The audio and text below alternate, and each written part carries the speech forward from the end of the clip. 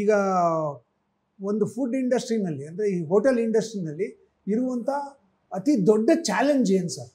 ಇವತ್ತು ಹೋಟೆಲ್ ಇಂಡಸ್ಟ್ರಿಯಲ್ಲಿ ಜನ ಎಲ್ಲೂ ಸಿಗಬಾರ್ದು ಆ ಥರದಷ್ಟು ಒಳ್ಳೆ ಫುಡ್ಡನ್ನು ಹುಡುಕ್ತಾ ಇರ್ತಾರೆ. ಮತ್ತು ನೀವು ಚಾಲೆಂಜ್ ಅನ್ನೋ ವಿಚಾರ ಹೇಳಿದ್ರಿ. ಚಾಲೆಂಜ್ ಈಗ ನಮ್ಮಲ್ಲಿ ಏನಂದರೆ, ಈ ಫುಡ್ಡು ಏನಿದೆ ನಾವು ಟೇಸ್ಟ್ ಕೊಡ್ತೀವಲ್ಲ, ಇವಾಗ ಶ್ರೀನಿವಾಸರಾಯರು ಹೇಳಿದರು, ತುಂಬ ಹೋಟೆಲ್ಗಳಲ್ಲಿ ಬ್ಯಾಂಗ್ಳೂರಿನಲ್ಲಿ ಹೆಚ್ಚಿನ ಹೋಟ್ಲು, ಎಲ್ಲ ಹೋಟ್ಲು ಎಲ್ಲಿ ಫುಡ್ ಚೆನ್ನಾಗಿದೆಯೋ ಅಲ್ಲಿ ಬಿಸ್ನೆಸ್ ಇದೆ, ಅದಿದೆ.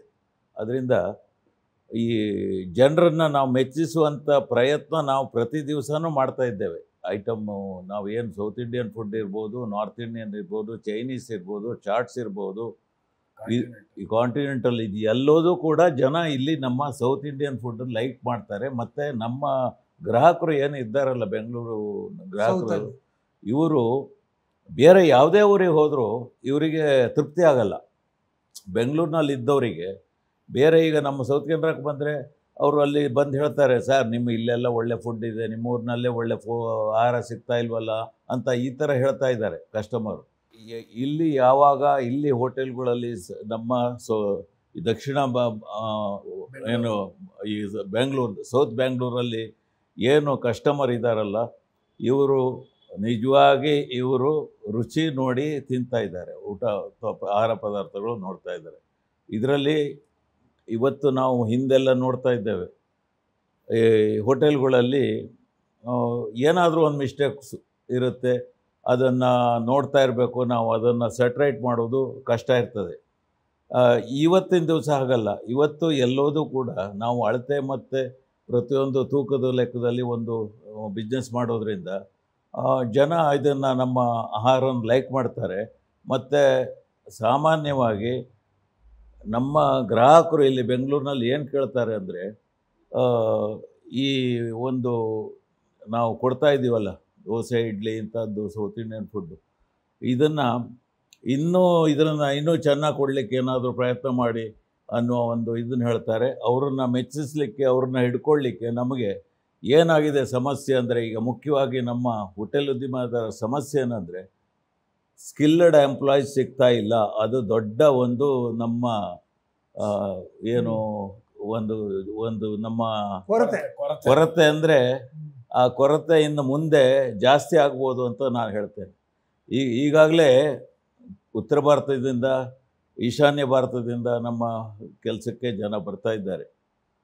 ಅದರಿಂದ ನಮಗೆ ಏನೋ ಮೇಂಟೈನ್ ಆಗ್ತಾಯಿದೆ. ಯಾಕೆ ಅಲ್ಲಿಂದ ಬರ್ತಾ ಇದ್ದಾರೆ ಅಂದರೆ, ಫೆಸಿಲಿಟೀಸಲ್ಲಿ ಕಡಿಮೆ ಇರೋದ್ರಿಂದ ಇಲ್ಲಿ ಬರ್ತಾ ಇದ್ದಾರೆ ಅಂದ್ಕೊಂಡಿದ್ದೀವಿ ನಾವು. ಇವತ್ತು ನಮ್ಮ ಸೌತ್ ಇಂಡಿಯನ್ ಫುಡ್ಡಿಗೆ ಅವ್ರನ್ನೇ ನಾವು ಟ್ರೈನ್ ಮಾಡ್ತಾ ಇದ್ದೀವಿ, ಟ್ರೈನಿಂಗ್. ಯಾಕಂದರೆ ನಮ್ಮ ಕನ್ನಡಿಗರು ಕೆಲಸಕ್ಕೆ ನಮಗೆ ಸಿಕ್ಕೋದು ಕಡಿಮೆ ಆಗಿದೆ ಈಗ. ಆದ್ದರಿಂದ ನಮ್ಮ ಉದ್ಯಮದಲ್ಲಿ ನಾವು ಬಿಸ್ನೆಸ್ಸನ್ನು ಹಿಡಿದಿಟ್ಕೊಳ್ಳೋದೇ ಒಂದು ದೊಡ್ಡ ಸಮಸ್ಯೆ ಇವತ್ತು, ಸವಾಲು. ನೀವು ಹೇಳ್ದಂಗೆ ಲೇಬರಿನ ದೊಡ್ಡ ಸಮಸ್ಯೆ ಆಗ್ತಾ ಇದೆ. ಹೌದು. ಉತ್ತರ ಭಾರತದ ಕಡೆಯಿಂದ, ಈಶಾನ್ಯ ಭಾರತದ ಕಡೆಯಿಂದ ಜನ ಬರ್ತಾ ಇದ್ದಾರೆ ಅಂತ. ಅರುಣ್ ಅಡಿ ಅವ್ರನ್ನ ಕೇಳಕ್ಕೆ ಇಷ್ಟಪಡ್ತೀನಿ. ನಿಮ್ಮ ಸಂಸ್ಥೆಯಲ್ಲಿ ವರ್ಷಾನುಗಟ್ಲೆಯಿಂದ ಕೆಲಸ ಮಾಡ್ಕೊಂಡು ಬಂದಿದ್ದಾರೆ. ನೀವು ಹೇಗೆ ಈ ಒಂದು ಲೇಬರ್ ಪ್ರಾಬ್ಲಮ್ನ ಹೇಗೆ ಕಂಟ್ರೋಲಲ್ಲಿ ಇಟ್ಕೊಂಡಿದ್ದೀರಾ? ನೀವು ಕಂಟ್ರೋಲಲ್ಲಿ ಇಟ್ಕೊಂಡಿದ್ದೀವಿ ಅಂತ ಕಾಣಿಸುತ್ತೆ ಹೊರಗಿನವ್ರಿಗೆ. ಅದೇ ದೊಡ್ಡ ಸವಾಲು ಇವ್ರು ಹೇಳ್ದಂಗೆ. ಲೇಬರ್ ಅನ್ನೋದು ಎಂಪ್ಲಾಯ್ಮೆಂಟ್ದು ಮುಂಚೆನೂ ಇತ್ತು ಸವಾಲು, ಈಗಲೂ ಇದೆ, ಮುಂದೆನೂ ಇರುತ್ತೆ. So I don't think so there is a solution. ನಾವು we have to live with that. And ಏನಂದರೆ, ಇರೋ ಮ್ಯಾನ್ ಪವರ್ನ ನಾವು we should give them some space. ಅವ್ರಿಗೆ ಒಂದು ಇಂಡಿಪೆಂಡೆನ್ಸ್ ಕೊಟ್ಬಿಟ್ಟು ಅವ್ರದ್ದೇ ಆದ ಒಂದು ಸ್ಪೇಸ್ ಕೊಟ್ಟರೆ, ಒಂದು ರೆಸ್ಪೆಕ್ಟ್ ಕೊಟ್ಟರೆ, ಐ ಥಿಂಕ್ ಅವರು ನಮ್ಮ ಜೊತೆ ಇರ್ತಾರೆ. ಅದು ಬಿಟ್ಟು ನೀನು ಹೀಗೆ ಮಾಡು ಹಾಗೆ ಮಾಡು ಒಂದು ಚೌಕಟ್ಟು ಹಾಕ್ಬಿಟ್ಟು ಅಷ್ಟರಲ್ಲೇ ಸೀಮಿತವಾಗಿದ್ದರೆ, ಈಗ ಭಾಳ ದೊಡ್ಡದಾಗಿದೆ ಈಗ ಆಪರ್ಚುನಿಟೀಸ್ ಅವ್ರಿಗೂ, ನಾವಲ್ದೇ ಬೇರೆ ಕಡೆ. ಈಗ ಹೇಗಾಗಿದೆ ಅಂದರೆ, ಅವ್ರಿಗೆ ನಂಬರ್ ಆಫ್ ಆಪರ್ಚುನಿಟೀಸ್ ಇರುತ್ತೆ, ನಮ್ಮಲ್ಲಿ ಬಿಟ್ಟು ಇನ್ನೊಂದು ಕಡೆ ಹೋಗ್ಬೋದು. ಬಟ್ ನಮಗೆ ಅವ್ರು ಇರೋರನ್ನೇ ಹೆಂಗೆ ನಾವು ಉಪಯೋಗಿಸ್ಕೋಬೇಕು, ಹೇಗೆ ಮಾಡೋದು ಅನ್ನೋದೇ ಒಂದು ದೊಡ್ಡ ಸವಾಲಾಗಿದೆ. So retention, employee retention not only in F&B industry, ನನ್ನ ಪ್ರಕಾರ ಈಗ ಕಂಪ್ನೀಸಲ್ಲೇ ಆಗಲಿ ಎಲ್ಲೇ ಹೋಗಿ ರಿಟೆನ್ಷನ್ನೇ ಅವರು ಮೆಜರ್ ಮಾಡೋದು. Employment be it white collared job ಅಂದರೆ ಬ್ಲೂ ಕಾಲರ್ಡ್ ಜಾಬ್, ಎಲ್ಲ ಕಡೆನೂ ಆ ಪ್ರಾಬ್ಲಮ್ ಇದ್ದೇ ಇರುತ್ತೆ. ಬಟ್ ಇಷ್ಟು ಮ್ಯಾನ್ ಪವರ್ ಇದ್ದಾಗ ಐ ಥಿಂಕ್ ನಾವು ಅವ್ರಿಗೆ ಒಂದು ಎಂಪವರ್ಮೆಂಟ್ ಅಂತ ಹೇಳ್ತೀವಲ್ಲ, ಅದನ್ನು ಮಾಡಬೇಕು, ಟ್ರೈನಿಂಗ್ ಕೊಡಬೇಕು. ಆವಾಗ ಐ ಥಿಂಕ್ ಅಂಡ್ ನಾವು ನಮ್ಮ ವೇ ಆಫ್ ಲೈಫು, ನಮ್ಮ ಲಿವಿಂಗು ಹೇಗೆ ನಮ್ಮದು ಬದಲಾಗ್ತಾ ಇದೆಯೋ, ಐ ಥಿಂಕ್ ನಾವು ನಮ್ಮ ಜೊತೆ ಇರೋ ನಮ್ಮ ಸಂಸ್ಥೆಯಲ್ಲಿರೋರ್ನು ಅವ್ರದ್ದು ವೇ ಆಫ್ ಲಿವಿಂಗನ್ನು ಬದಲಾಯಿಸಿದ್ರೆ I think they will stick on to us, ನಮ್ಮ ಜೊತೆ ಇದ್ದೇ ಇರ್ತಾರೆ. ಸೊ ಯಾಕೊಬ್ಬ ಇನ್ನೊಂದು ಕಡೆ ಬಿಟ್ಟು ಹೋಗಬೇಕು? ಅವ್ನಿಗೆ ಆಪರ್ಚುನಿಟಿ, ಅವನ ಕೆರಿಯರನ್ನು ಯೋಚಿಸ್ತಾನೆ. ಸೊ ನೀವು ಅವನ ಆ್ಯಂಗಲಿಂದ ಯೋಚಿಸೋಕ್ಕೆ ಶುರು ಮಾಡಿದ್ರೆ ಐ ಥಿಂಕ್ ಇದನ್ನು ನೀವೇ ಕಲ್ಪಿಸ್ಕೊಟ್ರೆ ಅದು I think there is a way of retaining. Because ಎಷ್ಟೋ ಸತಿ ಹೇಳ್ತಾರೆ ಲಾಯಲ್ಟಿ ಮುಂಚಿನಂಗಿಲ್ಲ ಎಂಪ್ಲಾಯೀಸ್ಗೆ, ಅದೆಲ್ಲ ಏನೂ ಇಲ್ಲ ಸರ್. ನಾವು ಇವಾಗ let us going to his shoes and think, ನಾನೇ ಆಗಲಿ ಯಾವ್ದಾದ್ರು ಒಂದು ವೈಟ್ ಕಾಲರ್ ಜಾಬಲ್ಲಿ ಇದ್ರೂ ಯಾಕೆ ನಾನು ಇನ್ನೊಂದು ಕೆರಿಯರ್ ಗ್ರೋತನ್ನು ನಾನು ಯೋಚಿಸ್ತೀನಿ? It is for my self growth. So any employee, be it ಒಂದು ಕ್ಲೀನರ್ ಲೆವೆಲ್ಲೇ ಆಗಲಿ, ಒಂದು ಕುಕ್ ಲೆವೆಲ್ಲೇ ಆಗಲಿ, ಸ್ಕಿಲ್ ಜಾಬೇ ಆಗಲಿ, ಅವನ career growth ಯೋಚಿಸ್ತಾನೆ.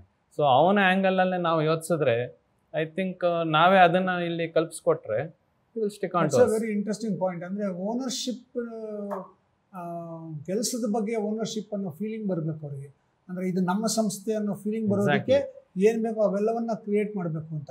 At the same time ನೀವು ಒಂದು ಪಾಯಿಂಟ್ ಭಾಳ ಇಂಟ್ರೆಸ್ಟಿಂಗ್ ಆಗಿ ಹೇಳಿದ್ರಿ, ಟ್ರೈನಿಂಗ್ ಕೊಡೋದು ಅಂತ. ಸೊ ವಾಸುದೇವ್ ಅಡಿಗ ಅವರು ಹೇಳಬೇಕು, ಈ ಟ್ರೈನಿಂಗ್ ಎಷ್ಟು ಇಂಪಾರ್ಟೆಂಟ್ ಆಗುತ್ತೆ ಒಂದು. ಯಾಕಂದರೆ ನೀವು ಹಲವಾರು ಬ್ರಾಂಚಸ್ನ ಓಪನ್ ಮಾಡಿದವರು, ನೀವು ಹೇಳಿ ಟ್ರೈನಿಂಗ್ ಎಷ್ಟು ಇಂಪಾರ್ಟೆಂಟ್ ಆಗುತ್ತೆ. ಯಾಕಂದರೆ ನಮ್ಮ ಜೊತೆ ಇದ್ದಾರೆ PC ರಾವ್ ಅವರು ಸಾವಿರಾರು ಜನಕ್ಕೆ ಟ್ರೈನಿಂಗ್ ಕೊಟ್ಟಿರುವಂಥವ್ರು, ಇಬ್ಬರಿದ್ದೀರ ಘಟಾನುಘಟಿಗಳು. ಸೊ ಎಷ್ಟು ಇಂಪಾರ್ಟೆಂಟ್ ಆಗುತ್ತೆ ಈ ಟ್ರೈನಿಂಗ್ದು? ತರಬೇತಿ ಅನ್ನೋದು ಅದು ಕಂಟಿನ್ಯೂಸ್ ಪ್ರೊಸೆಸ್. ಅದು ನಮ್ಮ ಇಂಡಸ್ಟ್ರಿಗೆ ಆಗಲಿ ಯಾವುದೇ ಇಂಡಸ್ಟ್ರಿಗೆ ಆಗಲಿ ಅದು ಭಾಳ ಅತ್ಯವಶ್ಯಕ. ಒಂದು if somebody has to scale up, then he need to have more number of staff who are trained. ಇಲ್ಲ ಅಂದರೆ ಸಂಸ್ಥೆಗಳು ಬೆಳೆಸೋಕ್ಕಾಗಲ್ಲ, ಕಂಪ್ಲೇಂಟ್ಗಳು ಬರುತ್ತೆ. ಹಾಗಾಗಿ ಟ್ರೈನಿಂಗ್ ಇನ್ಸ್ಟಿಟ್ಯೂಟ್ಗಳನ್ನು ಸರ್ಕಾರದವರು ಮಾಡಿದ್ದಾರೆ. ಅಲ್ಲಿ ನಮಗೆ ಗ್ರ್ಯಾಜುಯೇಟ್ಸು ಇವರು ಬರ್ತಾರೆ. They are suitable for managers ಪೋಸ್ಟ್ಗಳು ಸ್ಟಾರ್ ಹೋಟ್ಲಲ್ಲಿ ಅಲ್ಲಿ ಇಲ್ಲಿ ಏನಿದೆ ಅಂಥ ಕಡೆಗೆ ಅವ್ರಿಗೆ ಟ್ರೈನಿಂಗ್ ಆಗಿರುತ್ತೆ. ಅವ್ರಿಗೆ ಒಂದು ಫುಡ್ ಕಾಸ್ಟ್ ಅಂದ್ರೇನು, ಮ್ಯಾನೇಜ್ ಮಾಡೋದು ಹೇಗೇನು, ಹೌಸ್ ಕೀಪಿಂಗ್ ಅಂದ್ರೇನು, ಈ ಥರ ಬೇಸಿಕ್ ಒಂದು ಸ್ಟ್ರಕ್ಚರೈಸ್ಡ್ ವೇನಲ್ಲಿ ಅವ್ರಿಗೆ ಟ್ರೈನಿಂಗ್ ಆಗುತ್ತೆ. ಅವರು ಮ್ಯಾನೇಜರ್ ಆಗೋದಕ್ಕೆ ಕರೆಕ್ಟ್ ಆಗ್ತಾರೆ, ಮತ್ತು ಅದು ಸ್ಟಾರ್ ಹೋಟೆಲ್ಗೆ ಕರೆಕ್ಟಾಗಿರುತ್ತೆ. ನಮ್ಮಂಥ ಉಡುಪಿ ಹೋಟೆಲ್ ಏನಿದೆ, ಸಾಮಾನ್ಯವಾಗಿ ಇವತ್ತು ನಾವು ಎಲ್ಲಿ ಇವತ್ತು ಬೆಂಗಳೂರು ಅಥವಾ ಇನ್ನು ದಕ್ಷಿಣದ ಭಾರತದಾದ್ಯಂತ ಎಲ್ಲಿದೆ ಜನಸಾಮಾನ್ಯರು ಬಂದೋಗುವಂಥ ಕ್ಯಾಶುವಲ್ ಡೈನಿಂಗ್ ರೆಸ್ಟೋರೆಂಟ್ಸ್ ಏನಿದೆ, ಅಲ್ಲಿ ನಮಗೆ ಜನಗಳನ್ನು ತರಬೇತಿ ಇರೋರು ಸಿಗೋದು ಭಾಳ ಕಷ್ಟ ಆಗ್ತಾಯಿದೆ. ಅದಕ್ಕೆ second line, third line training ಆಗುವಂಥ ಇನ್ಸ್ಟಿಟ್ಯೂಟ್ಗಳು ಬೇಕಾಗಿದ್ದಾರೆ. ಶಾರ್ಟ್ ಟರ್ಮ್ ಕೋರ್ಸ್ಗಳು ಅದು ಇದು ಅಂತ. ಅದನ್ನೀಗ ಕೇಂದ್ರ ಸರ್ಕಾರದವರು ಸ್ಕಿಲ್ಡ್ ಟ್ರೈನಿಂಗ್ ಇದು ಅವ್ರದ್ದು ಸೆಟಪ್ ಇದೆ. ಅಲ್ಲಿಂದ ಬೇಸಿಕ್ ಸಾಫ್ಟ್ ಸ್ಕಿಲ್ಲು ಅದು ಇದು ಅಂತ ಟ್ರೈನಿಂಗ್ ಎಲ್ಲ ಕೊಡ್ತಾರೆ. ಒಂದು 20 days ಟ್ರೈನಿಂಗು, ಈ ಥರದ್ದೆಲ್ಲ ಪ್ರೋಗ್ರಾಮ್ ಇದೆ.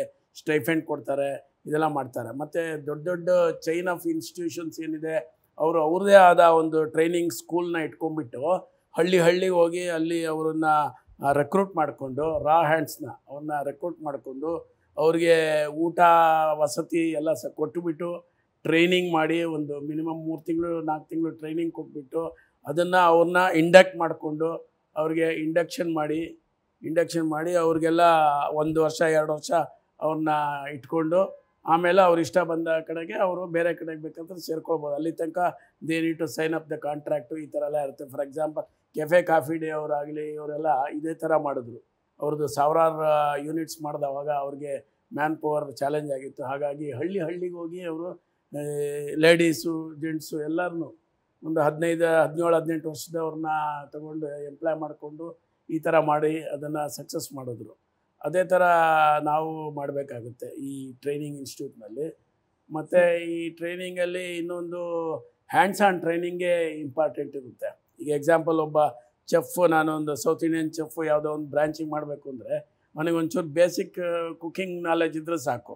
ಅವನ್ನ ಈ ಕೆಡ್ಡ ಆಪ್ರೇಷನ್ ಅಂತ ನೋಡಿ, ಪಳಗಿದ ಆನೆ ಜೊತೆಗೆ ಬಿಡಬೇಕಲ್ಲ, ಹಾಗೆ ನಮ್ಮ ಪಳಗದ ಇವರು ಭಟ್ರು ಯಾರು ಇರ್ತಾರೆ, ತಿಂಡಿ ಭಟ್ರು, ಅವ್ರ ಜೊತೆಗೆ ನಾವು 2 ತಿಂಗಳು ಮುಂಚೆ ಹೋಟ್ಲ್ ಓಪನ್ ಆಗುತ್ತಾ, ನಮ್ಮ ಜನ ಬೇಕಾ, ಯಾರನ್ನ ರೆಕ್ರೂಟ್ ಮಾಡಿಕೊಂಡು ಒಂದು 2 ತಿಂಗಳು ಮುಂಚೆ ಅವ್ರ ಜೊತೆಗೆ ಬಿಟ್ಬಿಟ್ರೆ ಅವರು ನಮ್ಮ ಟ್ರೈನ್ ಆಫ್ ಯಾವ ಥರ ಮಾಡೋದಿರುತ್ತೆ ಅದನ್ನು ಅವರೆಲ್ಲ ಕಲ್ತ್ಕೋತಾರೆ. 90 to 95% ಆ್ಯಕ್ಯುರಸಿ ಬರುತ್ತೆ. ಎಲ್ಲ ಒಂದು 5% ಸ್ಟಿಲ್ ಟ್ಯೂನಿಂಗ್ ಇರುತ್ತೆ. ಆವಾಗ ಅದಕ್ಕೆ ಒಂದು ಕ್ವಾಲಿಟಿ ಕಂಟ್ರೋಲ್ ಟೀಮ್ ಅಂತ ಮಾಡಿದ್ದೀವಿ. ಈಗ ಅವರಲ್ಲಿ 1 ವಾರ 2 ವಾರ ಇರ್ತಾರೆ. ಹೊಸ ಹೋಟ್ಲ್ ಓಪನ್ ಆದವಾಗ ಅದೇನು ವ್ಯತ್ಯಾಸ ಆದರೆ ಅದನ್ನ ಅಲ್ಲೇ ಫೈನ್ ಟ್ಯೂನ್ ಮಾಡಿ ಅಲ್ಲಿಗೆ ಪರ್ಫೆಕ್ಷನ್ ತರ್ತಾರೆ. ಸೊ ಪಿ ಸಿ ರಾವ್ ಅವ್ರು ಏನು ಹೇಳ್ತಾರೆ ಈ ಟ್ರೈನಿಂಗ್ ಬಗ್ಗೆ? ಯಾಕಂದರೆ ನೀವು ಸಹಸ್ರಾರು ಜನಗಳಿಗೆ ಟ್ರೈನಿಂಗ್ ಕೊಟ್ಟು ಇಂಡಸ್ಟ್ರಿಗೆ ಕಳಿಸಿದಂಥವ್ರು ನೀವು. ಮೂಲವಾಗಿ ನಾವು ತಪ್ಪು ಮಾಡೋದು ಏನಂದರೆ, ನಮ್ಮ ಕೆಲಸಗಾರ ಬಂದ ಕೂಡಲೇ ಅವನನ್ನು ಕೆಲಸಕ್ಕೆ ಹಾಕಿಬಿಡ್ತೀವಿ. ಅವನಿಗೆ ಅಟ್ಲೀಸ್ಟ್ ಒಂದು ಇಂಡಕ್ಷನ್ ಅಂತ ಮಾಡಬೇಕು. ಒಂದು 3 days ಇಂತಿಂಥ ಜಾಗದಲ್ಲಿ ಈ ರೀತಿ ನಮ್ಮ ಸರ್ವಿಸ್ ಇದೆ, ಈ ರೀತಿ ನಮ್ಮ ರೇಟ್ ಇದೆ, ಈ ರೀತಿ ಕಸ್ಟಮರ್ಸ್ ಇದ್ದಾರೆ ಅಂತ ಒಂದು ಕನಿಷ್ಠ 3 days ಆದರೂ ಒಂದು ಇಂಡಕ್ಷನ್ ಪ್ರೋಗ್ರಾಮ್ ಅಂತ ಮಾಡಿಕೊಂಡು ಅವರಿಗೆ ವ್ಯವಸ್ಥಿತವಾಗಿ ಅಲ್ಲಿ ನಮ್ಮ ಜಾಗದಲ್ಲಿ ಕೆಲಸ ಮಾಡಲಿಕ್ಕೆ ಆಗ್ತಾನೋ ಇಲ್ವಾ ಅಂತ ತಿಳ್ಕೊಂಡು ಅವನನ್ನು ಬ್ರೀಫ್ ಮಾಡಿ ಅವನನ್ನು ಹೈಜೀನ್ ಬಗ್ಗೆ, ಸರ್ವಿಸ್ ಬಗ್ಗೆ ಎಲ್ಲ ತಿಳಿಪಡಿಸಿಕೊಂಡು ಮಾಡಿದರೆ ಖಂಡಿತ ಅವನು ಇರ್ತಾನೆ, ನಮ್ಮ ಉದ್ಯಮದಲ್ಲೂ ಇರ್ತಾನೆ, ನಮ್ಮ ಗ್ರಾಹಕರಿಗೂ ಮೆಚ್ಚುಗೆ ಆಗಿರ್ತದೆ. ಯಾಕಂದರೆ ಗ್ರಾಹಕರನ್ನು ಮೆಚ್ಚಿಸುವುದು ಬಹುದೊಡ್ಡ ಕಷ್ಟದ ಕೆಲಸ. ಅದಕ್ಕೆ ನಮ್ಮ ಕಾರ್ಮಿಕರೇ ಮುಖ್ಯ. ನಮ್ಮ ಒಳ್ಳೆಯದಾಗಬೇಕಾದ್ರೆ, ನಮ್ಮ ಇಂಡಸ್ಟ್ರಿ ಮಾಲೀಕರಿಗೆ ಒಳ್ಳೆಯದಾಗಬೇಕಾದ್ರೆ ನಮ್ಮ ಕಾರ್ಮಿಕರನ್ನು ಚೆನ್ನಾಗಿ ಇಟ್ಕೊಳ್ಬೇಕು. ಚೆನ್ನಾಗಿ ಅಂದರೆ ಅವರ ಶುಚಿತ್ವ, ಅವರ ವೇ ಆಫ್ ಬಿಹೇವಿಯರು, ಅವರ ಬ್ಯಾಕ್ಗ್ರೌಂಡು ಎಲ್ಲವನ್ನು ನೋಡಿ ನಾವು ತೆಗೆದುಕೊಳ್ಬೇಕಾಗ್ತದೆ.